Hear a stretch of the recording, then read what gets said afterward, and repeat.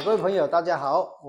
我是刮痧老师31年。那在我治疗的过程当中呢，就有很多人呢都是因为咳嗽咳了很久都没办法好，甚至呢有一个名字我们叫做百日咳哈。所以有一个顾客还回答我哪里止百日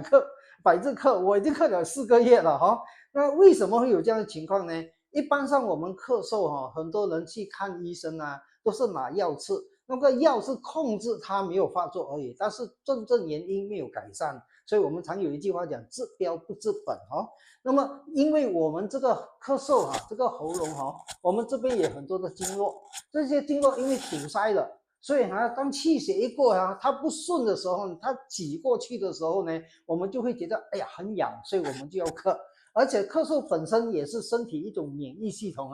的一种功能，它要把里面体内的肮脏把它清理出来。但是因为到处堵塞了，所以呢，它没有办法清理干净它就是一个反应，就是一直咳，一直咳。所以我们刮痧治疗呢，就是把整个喉咙的部分把它刮痧，刮了以后，你就会看到很多这个痧出来，甚至黑黑的，已经很久了就造成它很多的阻塞，就造成它很咳嗽。那么我们一把它刮通了气血一顺的时候呢，它就能够很快的恢复它这个健康。通常我们刮了以后呢，过了几天呢，它就会恢复正常了所以说这个是一个可以说很少人知道的一个治疗方法